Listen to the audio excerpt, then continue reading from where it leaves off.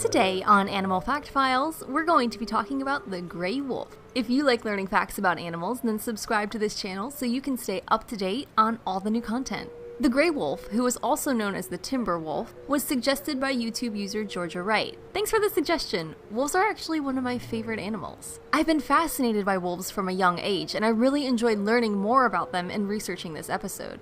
Gray wolves were once one of the most widespread animals in the world, with populations ranging across nearly the entire landscape of the Northern Hemisphere. Today, they inhabit less than 2/3 of their original territory, and this is largely due to persecution from humans. Most of us have heard the tales: Little Red Riding Hood, The Three Little Pigs, The Boy Who Cried Wolf, all amassing to form this image of a monster in the human subconscious that still permeates our tales today.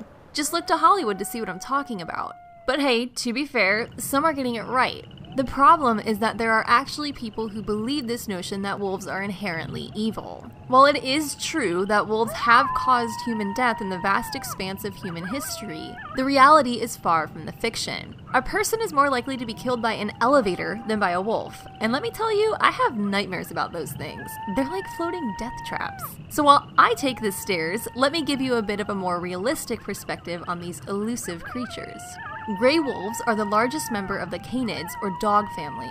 Depending on who you ask, the gray wolf species is broken up into 5 subspecies, which are the Mexican gray wolf, the Rocky Mountain wolf, the Algonquin wolf, the buffalo wolf, and the Arctic wolf. They typically appear gray in color with a lighter belly, but they can vary from brown to red and black to white. The males are typically larger than the females and weigh in at about 13 chesters on average, or, 130 pounds. They're social animals and live in packs, usually with somewhere around 8 to 12 members, though some groups have reached 30 individuals. These packs are usually composed of related members and led by an alpha pair. It's typical that the alpha pair will be the only 2 breeding wolves in a pack, with exceptions occurring when food is plentiful. Gray wolves are monogamous and will mate for life. Breeding season is usually at the beginning of the year, and just like a dog, because yes, ancient wolves really are the ancestors of our Fido family members, a female wolf will be pregnant for 63 days. The pups will be born in a den with an average of 6 per litter, and they will be raised by the entire pack. At about 5 months old, depending on food supply, the pups will begin to help with the hunt. After they reach 1 year of age, they may either incorporate into the pack or venture out to find a different pack to join, sometimes traveling hundreds of miles. Packs do their best not to cross paths by scent marking their territory and howling in that iconic lonely voice. A pack's territory can span anywhere from 50 to over 1,000 square miles, depending on scarcity of food.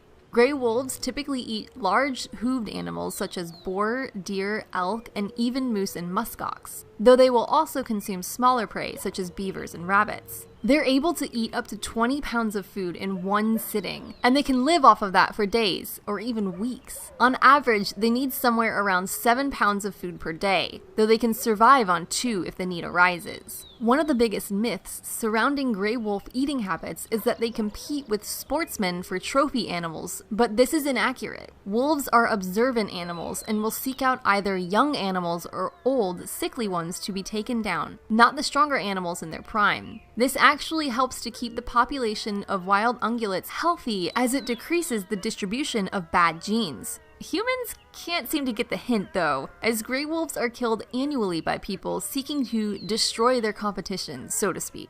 Gray wolves are also killed because they are believed to be a menace to livestock. In a report completed by Washington State University researchers, it was discovered that for each wolf killed in up to 25% of the gray wolf population, there would be an increase in livestock death by 5%. It's speculated that this may happen when alphas are taken out, leaving the members of the pack to breed freely, which, in a sick twist of irony, means more wolves. The best thing we can do is learn to deter gray wolves from our livestock with guard dogs, lights, and sounds. In reality, gray wolves are withdrawn animals who have grown weary of the people who have destroyed their populations for centuries due to misguided beliefs and false fairy tales. They're out of their element in our overdeveloped landscapes and prefer woodlands, forests, grasslands, deserts, and even tundras. Upon meeting a human, most wolves will disappear into the shadows. I knew this episode would get long. It's tough to rein it in and keep it short when I'm talking about one of my all-time favorite animals. I'll leave you guys with this. If you're going to pass along wolf stories, pass along the ones that shed wolves in a light that's more akin to their true nature, such as the stories of Okami, who would help weary travelers find their way home and act as judges between good and evil.